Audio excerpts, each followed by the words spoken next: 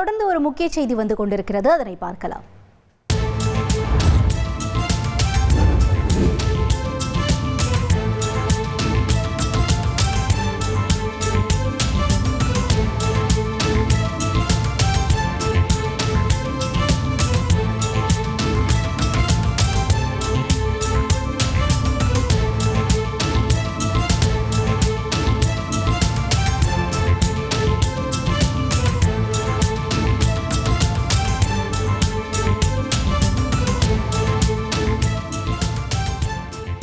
கடலூரில் அரசு பேருந்தில் இருந்து விழுந்த மாணவி படுகாயமடைந்திருக்கிறார். முக்கிய செய்தியாக பார்த்து கொண்டிருக்கிறோம்.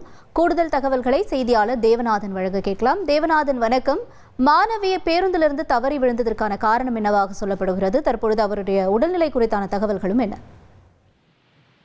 கடலூர் தேவனாம்பட்டினத்து பெரியார் சார், என்னோட ரெசிக்னேஷன் எதுக்கு? நானே ஜாப்ஸ் உருவாக்கி பாஸ் ஆகலாம்னு இருக்கேன். எப்படி? பாஸ்வாலா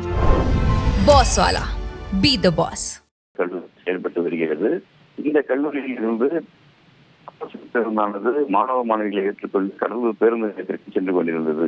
ஏராளமான மாணவ மாணவிகள் இந்த பேருந்தில் பயணம் செய்த நிலையில இந்த பேருந்தானது கடலூர் தீயணைப்பு நிலையம் அருகே வந்தது. அதாவது கடலூர் பீச் ரோட்டில் உள்ள அந்த தீயணைப்பு நிலையம் அருகே வரும்போது அந்த மாணவி இறங்கப் போவதாக நடத்துனரிடம் தெரிவித்தார்.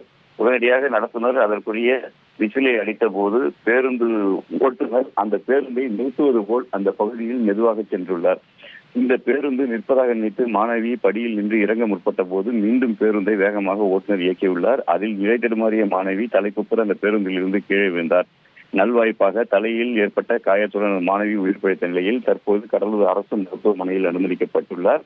பேருந்து தான் இறங்குவதற்கு முன்பாகவே பேருந்து ஓட்டுநர் எடுத்த காரணத்தினால்தான் தான் கீழே விழுந்து விட்டதாக மாணவி தெரிவித்த நிலையில தற்போது கடலூர் புதுநகர் போலீசார் இது குறித்து வழக்கு பதிந்து விசாரணையை மேற்கொண்டு வருகின்றனர். மேலும் அரசு போக்குவரத்து கழகத்தினரும் இந்த சம்பவம் குறித்து விசாரணையை துவக்கியுள்ளார்கள். விவரங்களுக்கு நன்றி தேவநாதன்.